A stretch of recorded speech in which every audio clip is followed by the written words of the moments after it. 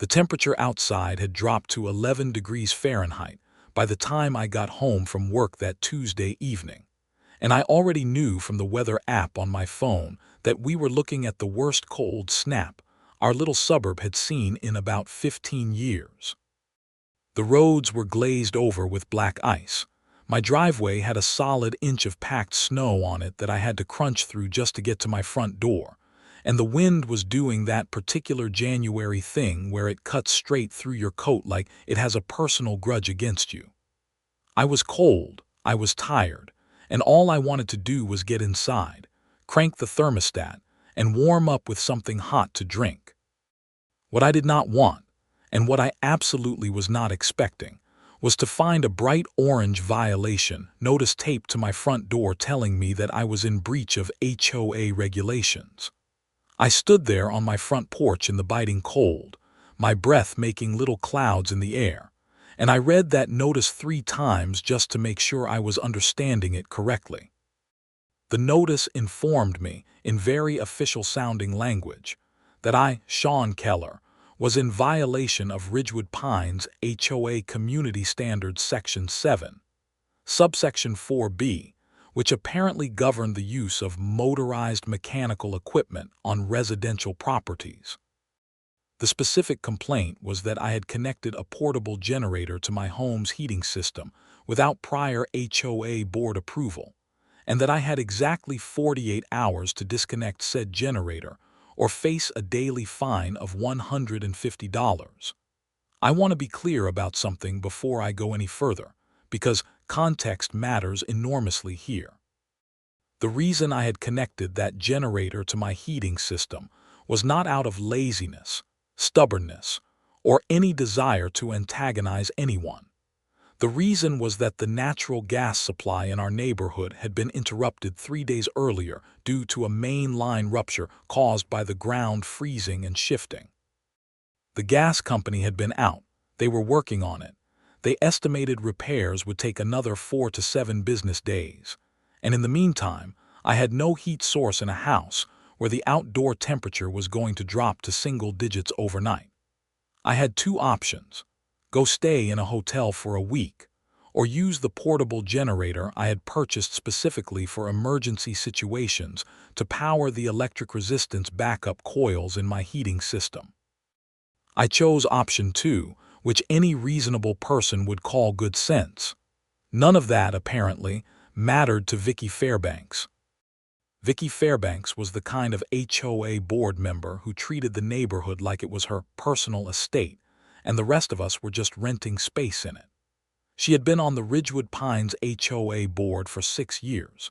She currently held the title of Compliance and Standards Chair, and she took that job with a level of enthusiasm that would have been more appropriately applied to, say, running a medium-sized country.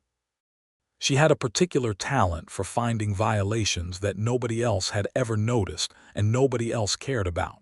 And she had an even more particular talent for applying those violations selectively, meaning mostly to people she did not like or to situations she found personally irritating. She drove a white SUV that she kept parked in exactly the spot that most inconvenienced through traffic. She had gotten 3 separate neighbors fined for holiday decorations that were up past her preferred takedown date, and she had once sent a violation notice to a family on Maple Creek Drive because their mailbox post was, and I quote, approximately 2 inches lower than the community standard height. 2 inches. In a mailbox post. I had personally been on Vicky's radar ever since I had voted against renewing her committee chair position the previous spring. The vote had been close, she had narrowly kept her seat, and she had not forgotten who had voted which way. I knew it, my neighbors knew it, and I suspected Vicky herself was not particularly subtle about it. So when I stood there on my front porch reading that violation notice with frost forming on my eyelashes, I immediately understood that this was not about community standards. This was Vicky, seeing an opportunity to make my life difficult and taking it. I went inside, peeled off my coat and gloves, and stood in front of the generator-powered heating vent for a good 2 minutes just letting the warm air hit me. Then I sat down at my kitchen table with a cup of coffee and thought very carefully about my next move. The first thing I did was dig out my HOA governing documents. I had a full printed copy in a binder in my home office, and I also had the digital version bookmarked on my laptop. I found Section 7, subsection 4B, which Vicky's notice had cited. The regulation stated that motorized mechanical equipment used in a sustained or permanent capacity on residential properties must receive prior board approval. I read that language very carefully. Sustained or permanent capacity. My generator was not a permanent installation. It was sitting on my driveway. It was plugged into a transfer switch I had installed 2 years ago specifically for emergency use, and it would be removed the moment the gas line was repaired. The keyword the regulation hinged on was sustained or permanent, and a temporary emergency connection during a gas outage was, by no stretch of any reasonable interpretation, either of those things. I made a note of that. The second thing I did was look up my state's emergency power statutes. I live in a state that has very clear laws about homeowner rights during declared utility emergencies, and the gas line rupture in our neighborhood had, in fact, been the subject of a public safety statement from the county. I found the relevant statute in about 20 minutes of searching. State law gave homeowners explicit permission to use temporary backup power sources during declared utility outages, and it specifically prohibited HOA covenants from restricting that use during declared emergencies. The language was unambiguous. I read it twice to make sure. Then I copied the entire section into a document on my laptop. I made a note of that too. By the time I was done with my initial research, I had a pretty clear picture of where I stood legally, and it was a comfortable place. Vicky's violation notice was based on a regulation that did not apply to my situation, and even if it had applied, state law would have superseded it. She was swinging at air. The problem was that she had 48 hours written into that notice, which meant she was expecting me to either comply or panic, and she was probably banking on me not knowing what I just told you. A lot of people in HOA disputes do not know their rights, and HOA boards like the one Vicky sat on had built small empires of compliance on exactly that ignorance. I was not going to be one of those people. I pulled out my phone and called my neighbor Greg Tanner, who lived 3 houses down, and who I knew had also lost his gas service in the same outage. Greg was a retired mechanical engineer who had opinions about everything related to home systems, and he had also been using a portable generator to keep his house from turning into an igloo. I asked him if he had received a violation notice. He had not. That was interesting. I asked him if Vicky had ever had a problem with him. There was a pause, and then Greg laughed and said that he and Vicky had always gotten along fine, because Greg had voted to keep her on the board the previous spring. So there it was, selective enforcement, 2 neighbors in identical situations, same gas outage, same portable generator solution, and only one of us got a violation notice. I added that to my notes. Greg told me he knew of at least 4 other households in the neighborhood who were doing the same thing with generators, and he offered to check with them about whether any of them had received notices. He called me back 40 minutes later. None of them had. Of those 4 households, 3 had voted to keep Vicky on the board and 1 had not voted at all. None of the non-voters had received notices. I was the only one. The pattern was not subtle, and it was exactly what I needed. The next morning, which was a Wednesday, I woke up to find that overnight temperatures had dropped to 8 degrees. My driveway was a solid sheet of ice under a new layer of powdery snow, and the sky was that flat, heavy gray that means more snow is coming. The generator had run all night without any trouble. My house was a perfectly comfortable 68 degrees, and I was in a significantly better mood than Vicky had probably hoped.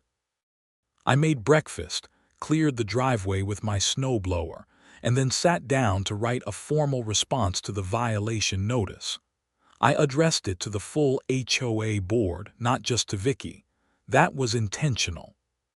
The board had 5 members, and while Vicky was the most active and most aggressive, the others were not all necessarily on her side for every issue. I wanted my response in front of all of them, on the record, so that nobody could later claim they had not been informed. My letter began by explaining clearly and factually that the generator was being used as a temporary emergency measure during a gas utility outage affecting multiple properties in the community, and that the outage had been the subject of a public safety notification from the county.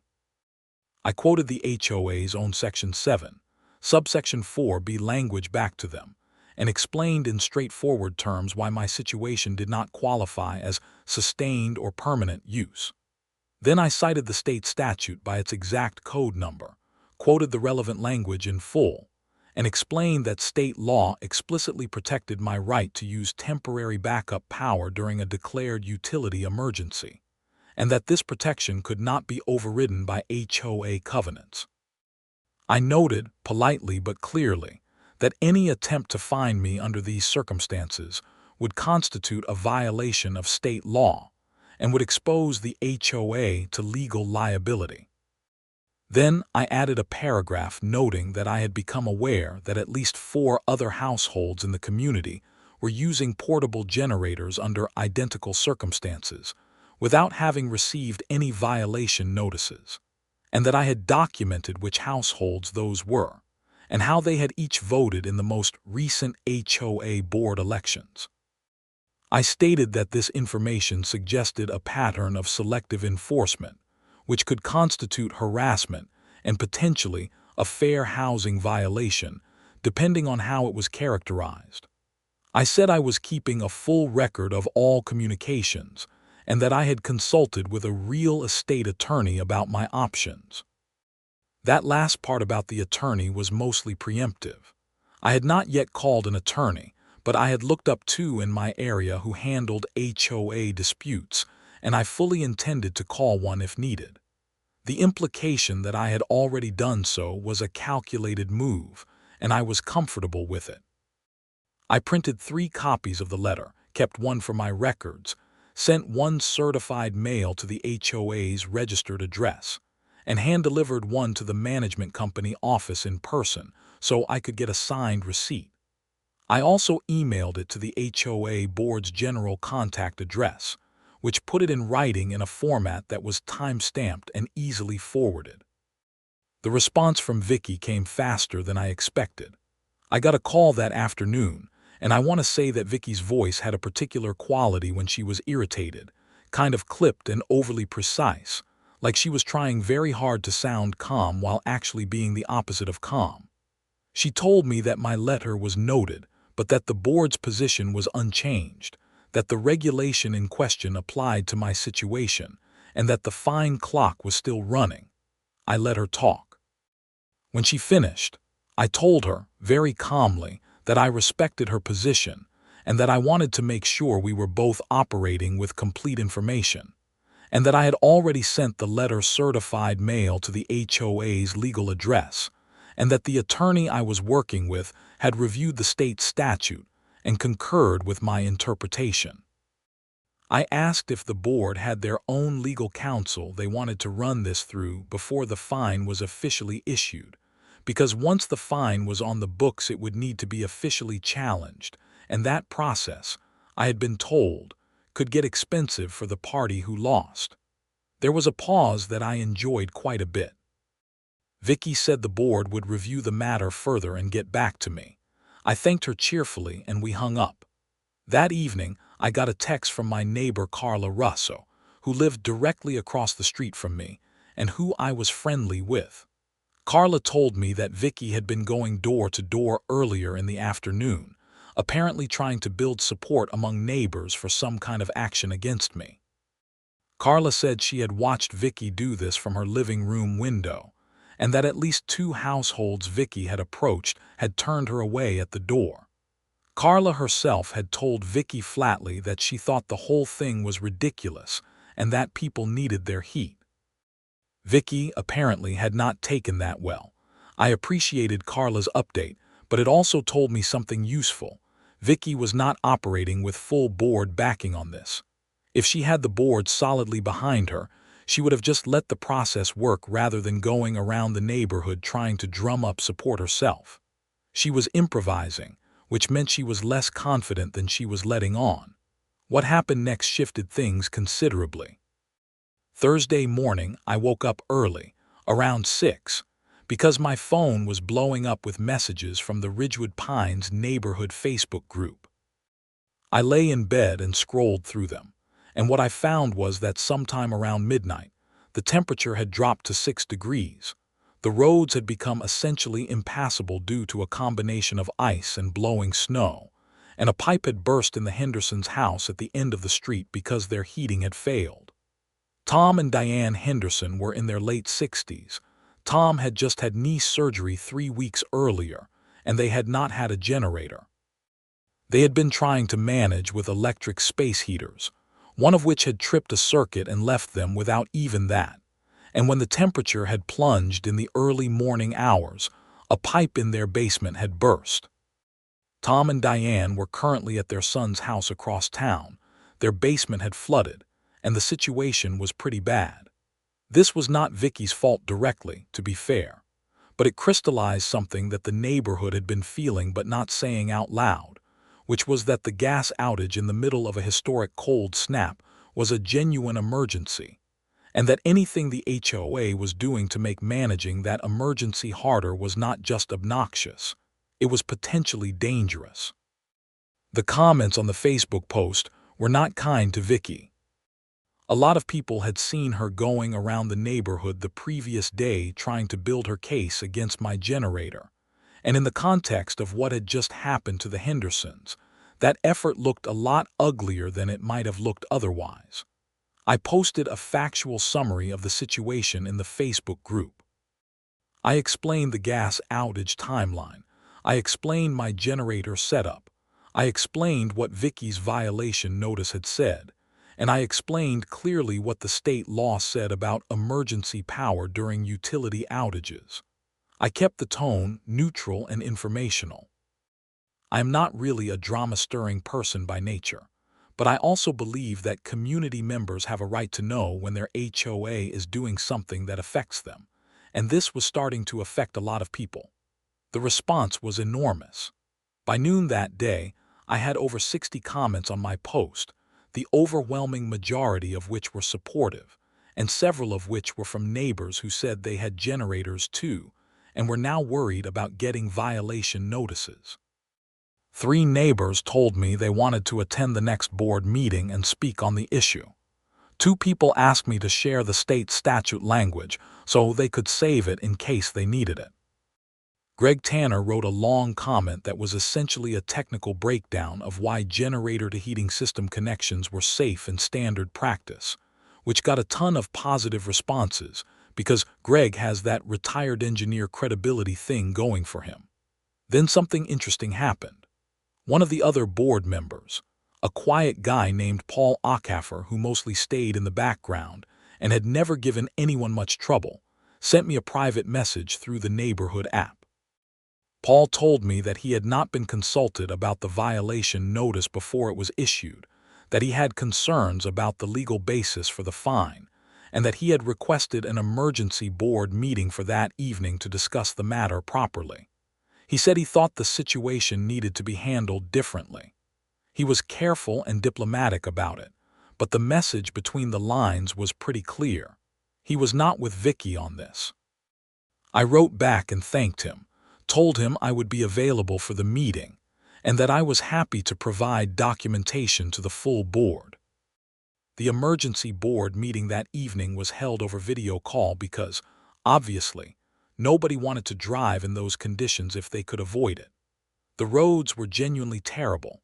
There had been 3 fender benders on the main street that morning alone, and the county had issued a travel advisory asking people to stay off the roads unless necessary. I joined the call from my warm living room with my generator humming steadily in the background, which felt appropriately symbolic.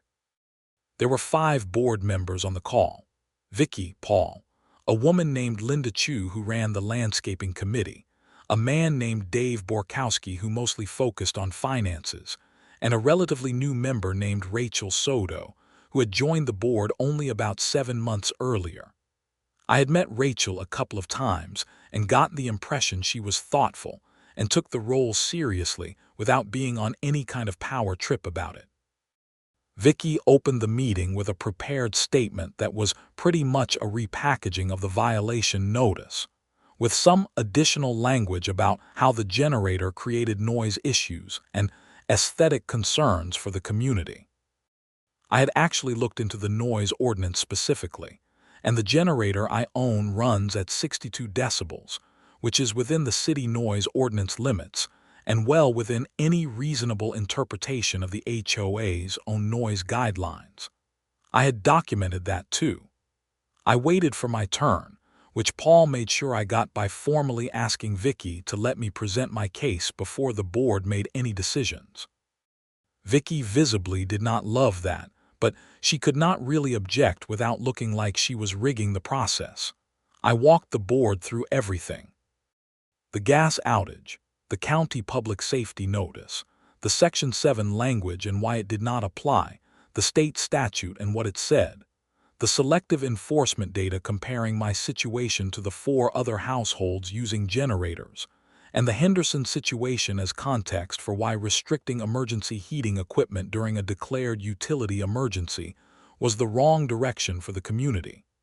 I was calm, I was organized, and I had citations for everything. When I finished, I offered to share all my documentation with the full board. Rachel Soto asked a few clarifying questions about the state statute, which I answered. Dave Borkowski asked about the noise issue, and I told him the decibel rating and how it compared to both the city ordinance and the HOA standard. Linda Chu asked whether I had a timeline for when the gas would be restored, and I said the gas company's latest update was 3 to 5 more days. Paul then made a motion that the violation notice be rescinded pending a full review of the legal questions I had raised, and that no fines be assessed in the meantime. Rachel seconded it immediately. The vote was 3 to 2 in favor, with Dave abstaining on the grounds that he wanted more time to review the documents. Vicky voted against, obviously. But she lost, and the look on her face during the vote, visible even through the slightly grainy video call, was one I found deeply satisfying in a completely petty and human way. The motion passed. The violation notice was officially suspended. I thanked the board for their time and logged off the call. Now, at this point, a reasonable person might expect things to settle down. The board had done the right thing. The immediate threat was neutralized, and I still had heat. But Vicky was not a person who accepted outcomes that did not go her way. And over the next 2 days, she made a series of decisions that moved this situation from annoying HOA drama into something considerably more serious. On Friday morning, I went out to start the generator and found that the fuel line running from the generator to the transfer switch had been partially disconnected. Not completely, not in a way that would have been immediately obvious before I started it, but enough that if I had run the generator without noticing, I could have had a fuel leak. I am not a mechanic by any means, but I have had this generator for 4 years and I know what it looks like, and it did not look like something that had come loose on its own. The connection was the type that requires deliberate effort to undo. I did not reconnect it. I took photographs first, close up and from multiple angles, with my phone automatically timestamping each one. Then I went inside and pulled up the footage from my security cameras. I have 3 security cameras covering my property, one at the front door, one covering the driveway, and one on the side of the house that captures the area where the generator sits. I had installed them 2 years ago after some packages were stolen off my porch, and they record continuously to cloud storage. I pulled up the driveway and side yard cameras for the previous night and started going through the footage. At 11:47 p.m. the previous night, I found what I was looking for. The footage showed a figure in a heavy white coat, dark gloves, and a knit hat approaching my driveway, moving along the side of the house, and crouching down next to the generator for approximately 2 minutes and 20 seconds before leaving the way they came. The figure's face was not directly visible on the side yard camera, but the white coat was distinctive, and when I switched to the front yard camera and caught the person walking on the sidewalk before approaching my property, the face was much clearer. Even accounting for the hat and the dark, it was unmistakably Vicky Fairbanks. She had a particular way of carrying herself that was hard to mistake, and the white SUV parked about half a block down the street with its lights off was an additional piece of context that was hard to ignore. I sat with this for a moment. What Vicky had done was not an HOA issue anymore. Tampering with someone's property, especially in a way that could create a safety hazard, was a criminal matter. Interfering with fuel lines on a generator could, in the wrong circumstances, cause a fire or an explosion. Even if her intent was just to disable the generator rather than cause any kind of explosion, the act itself crossed a line that had nothing to do with HOA bylaws or community standards. It was property interference at minimum, and depending on how a prosecutor looked at it, it could be characterized as creating a hazardous condition. I called the non-emergency police line and reported the incident. I explained the context, the violation notice, the board meeting, and then the discovery of the tampered fuel line and the security camera footage. The dispatcher said she would send an officer to take a report. An officer named Martinez came out about 2 hours later, spent 45 minutes looking at the generator, reviewing the camera footage on my laptop, and taking my statement. He was professional and thorough, and when he saw the footage he got noticeably more serious in his manner. He told me that what he was seeing on the footage, combined with the physical evidence of the tampered connection, was enough to warrant further investigation, and that he would be following up. I made sure Officer Martinez had copies of everything: the violation notice, my formal response letter, the board meeting outcome, and the security footage files. I also uploaded the footage to my cloud backup, with additional redundancy just in case. While I was waiting for Officer Martinez to arrive that morning, I had texted Paul Acaffer to let him know what had happened, because I thought the board needed to know. Paul called me back within 5 minutes and sounded genuinely alarmed. He told me he was very sorry, that this was not something the board had sanctioned or had any knowledge of, and that he was going to convene an emergency board meeting as soon as possible to address it. I thanked him and told him I was cooperating fully with the police. Word got around the neighborhood quickly, as it always does. The neighborhood Facebook group lit up again that afternoon, and this time the tone was less discussion and more outrage. People who had been mildly sympathetic to my situation before were now actively angry, because tampering with a neighbor's generator fuel line in the middle of a cold snap that had already put the Hendersons in a bad situation was the kind of thing that made people genuinely upset. It was not abstract. It was a concrete action that could have had concrete bad consequences. Carla from across the street sent me a message saying she had been walking her dog late the previous evening and had seen a white SUV parked on our street with its lights off, which she had thought was unusual, and that she had noted the time as approximately 11:30 p.m. because she had checked her phone when she saw it. She was willing to give a statement to the police. I connected her with Officer Martinez. Greg Tanner came over in person, bundled up like he was going to an expedition, and offered to review the generator connection himself to make sure it was safe to restart. Greg's engineering background meant his assessment carried real weight, and he confirmed that the connection had been deliberately and carefully undone, not jostled loose, and that it had been done by someone who knew what they were doing mechanically.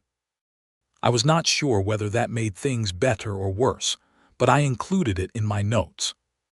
On Saturday morning, 2 days after the board meeting and 1 day after the discovery of the tampered generator, I got a call from Officer Martinez.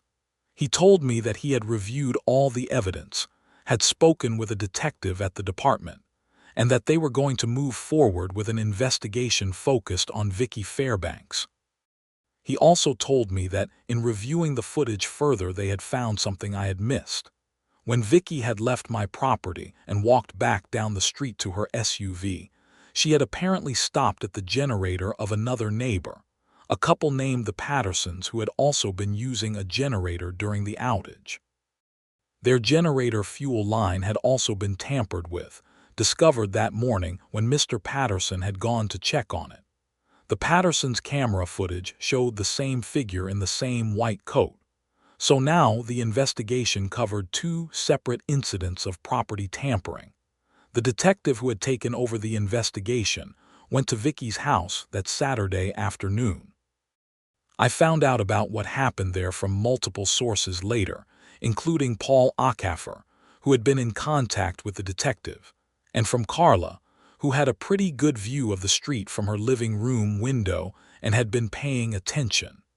Vicky did not initially answer the door when the detective knocked. The detective and a uniformed officer waited. She eventually came to the door, and from what I understand, the conversation that followed was not pleasant for her. The detective had the security footage on a laptop and showed it to her directly, and he was, by all accounts, very calm and straightforward about what they were looking at. Vicky apparently attempted to claim that the figure in the footage was not her, that it could have been anyone in a white coat, and that the footage quality was insufficient to identify anyone definitively.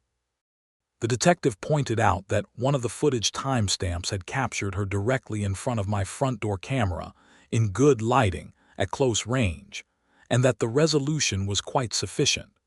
He also noted that her white SUV appeared in the footage, and that the partial plate visible on the front driveway camera matched her vehicle registration. Vicky was taken in for questioning. She was not arrested that day, but she was formally taken in. She was questioned for several hours, and she was told in explicit terms that she was a suspect in a criminal investigation involving willful property damage and potentially reckless endangerment, depending on how the district attorney chose to characterize the creation of a hazardous fuel leak. The rest of Saturday was quiet in the neighborhood in a way that felt like everyone was holding their breath. The snow had stopped, the temperature had risen slightly to the low 20s, and the streets were slowly becoming passable again. I ran the generator through the day after Greg helped me properly resecure the connection, and it ran without issue. Sunday brought two pieces of news that came roughly simultaneously. The first was that the gas company had managed to complete their repairs ahead of schedule, and service to our neighborhood was being restored starting that evening, block by block. I got a notification on the gas company's customer app that my service would be restored by approximately 8 p.m., and it was.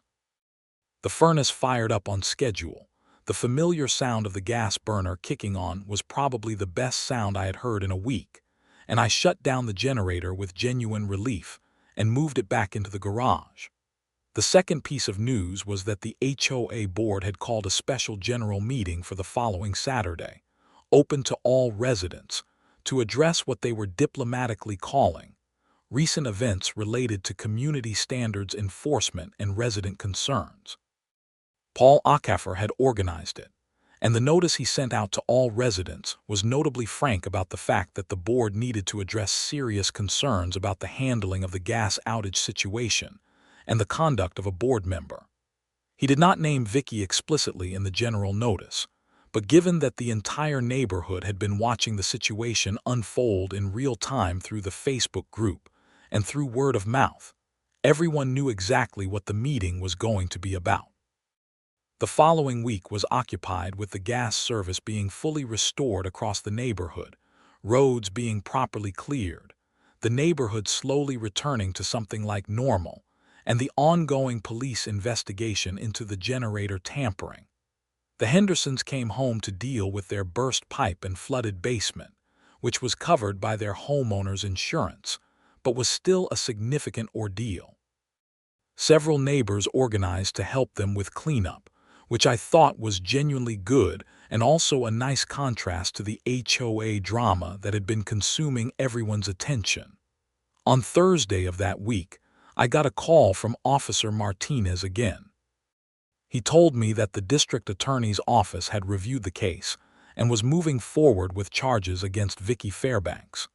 The charges included criminal mischief in the second degree, which in our state covered deliberate damage to someone else's property, and creating a hazardous condition, which was the more serious charge, and related specifically to the manipulation of the fuel line in a way that posed a potential fire risk.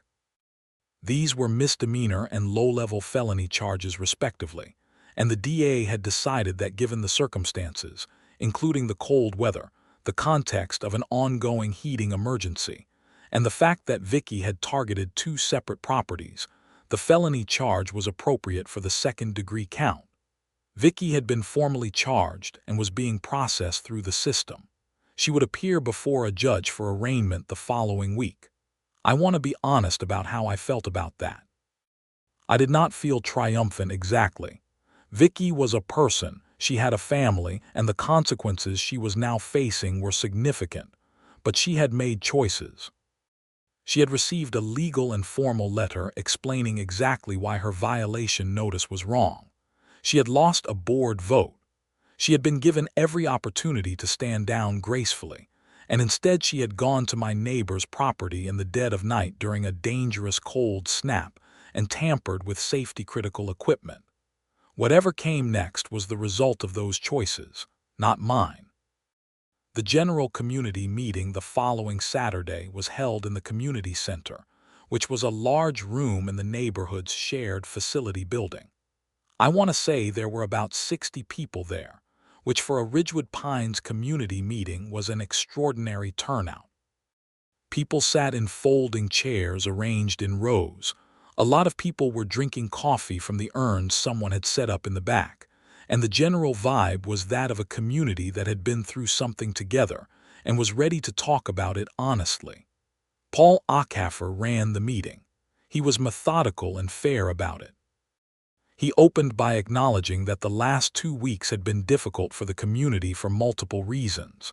The gas outage, the cold snap, the Henderson situation, and the events around the generator violation notice. He then gave a clear and factual summary of what had happened, including the board's original vote to rescind the violation notice and the subsequent criminal investigation. He was clear that Vicky had been formally charged and that she had stepped down from her board position effective immediately, a resignation the board had requested and received on Monday. There were questions, a lot of them. People wanted to know how the violation notice had been issued in the first place without full board approval, and Paul explained that the Compliance and Standards Chair had historically had individual authority to issue notices, and that the board was going to review that policy and implement a requirement that all notices be reviewed by at least 2 board members before being sent.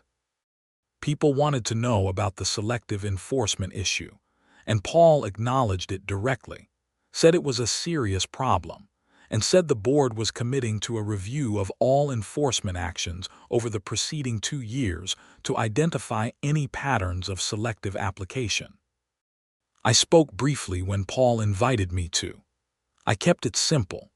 I said that I had been fortunate enough to know my rights well enough to push back, and that part of what I hoped would come out of this was that the community would be better informed generally about what the HOA could and could not do, so that other people would feel empowered to push back on things that were wrong.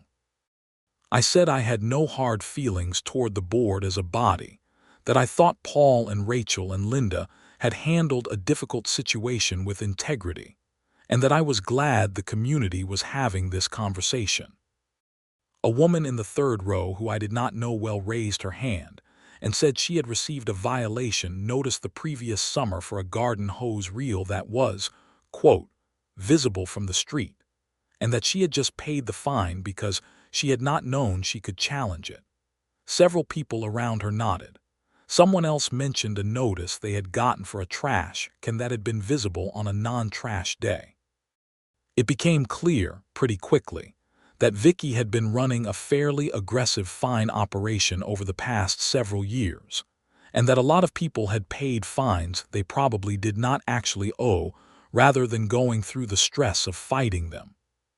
Paul responded to this by announcing that the board was creating a formal appeal process with a clear timeline, that anyone who had received a violation notice in the past 2 years could request a review, and that any fines found to have been improperly assessed would be refunded. There was genuine applause for that, which was not something I had ever heard at an HOA meeting before. Rachel Soto added that they were also going to post the full governing documents, including all the regulations and the enforcement procedures, on the community website in a format that was actually readable rather than the dense PDF that currently existed, and that they were going to add a plain language summary of the most commonly applied rules so people actually knew what was in them. The meeting wrapped up about 2 hours after it started. People stood around afterward and talked in small groups, the kind of conversation that usually happens when a community works through something and comes out the other side. The Henderson family was there, Tom on a cane because of his knee but looking okay, and several people made a point of going over and talking to them.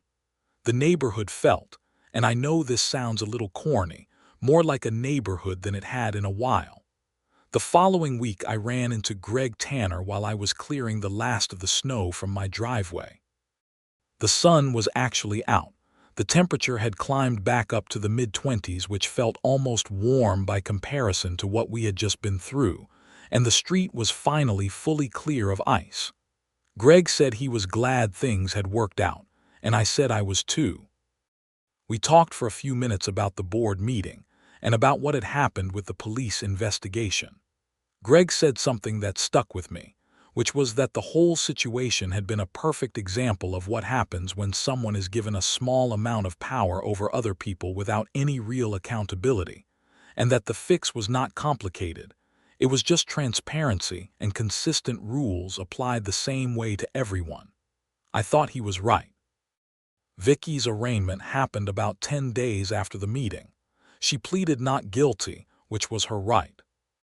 Her attorney asked for the charges to be reduced on the grounds that no actual damage had resulted from the fuel line tampering, and the DA's office pushed back on that, arguing that potential hazard was the relevant standard and not whether actual harm had been realized.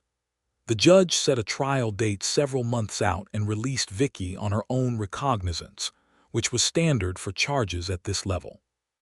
I was not closely tracking every development in the legal process, partly because I had a life to live and partly because I genuinely did not have a strong emotional stake in seeing Vicky specifically punished beyond what the system decided was appropriate.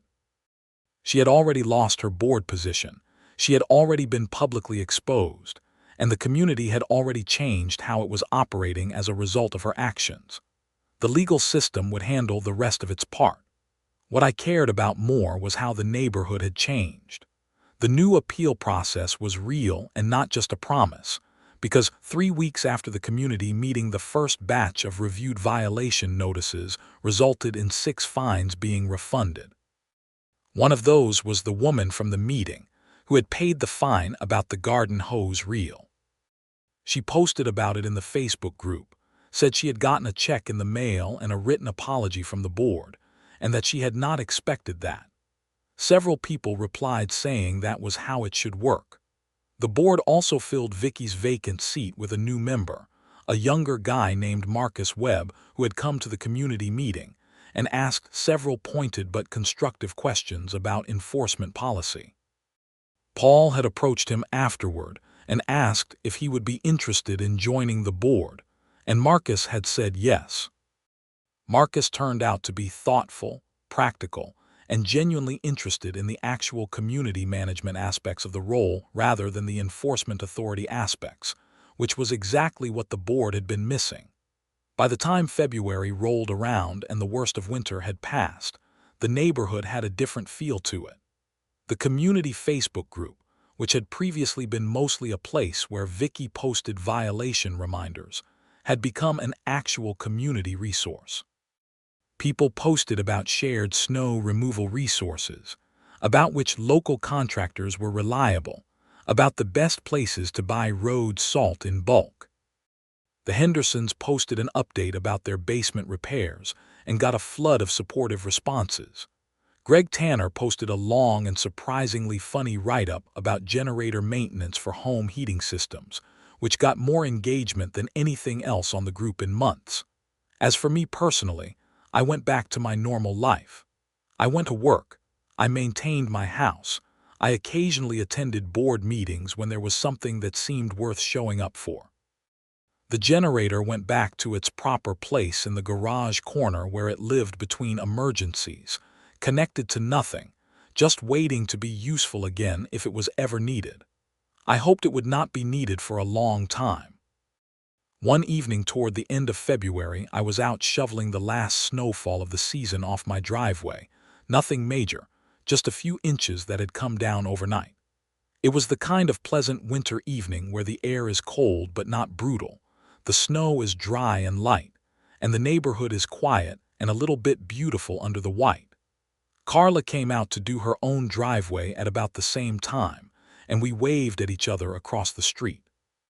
A couple of houses down, Greg's lights were on and his driveway had already been cleared, because Greg woke up unreasonably early and had probably done it at 6 in the morning. Paul Acaffer drove past slowly, waved, and kept going. The HOA's new formatted documents were up on the website, the refund checks had gone out, and the next regular board meeting had an actual published agenda that residents had been invited to submit items for. I thought about how the whole thing had started with that orange notice stuck to my front door in the middle of a brutal cold snap, and how Vicky had clearly expected me to panic, pay up, and disconnect my heat source in the middle of the coldest week in 15 years. I thought about what would have happened if I had done exactly that, gone to a hotel maybe, while my pipes froze and the house sat empty, or spent the week freezing in my own living room because one person on a HOA board had decided to use her enforcement authority as a personal vendetta. And I thought about how the whole thing had unraveled because I had simply read the documents carefully, known the law, and refused to be pushed around. The shovel scraped satisfyingly against the concrete as I cleared the last stretch of my driveway. The streetlights reflected off the clean white snow. The heating system inside my house, running on natural gas like it was supposed to, kept the interior at a comfortable 68 degrees without any assistance from the generator in my garage. The neighborhood was warm, the roads were clear, and for the first time in a while, things felt genuinely right.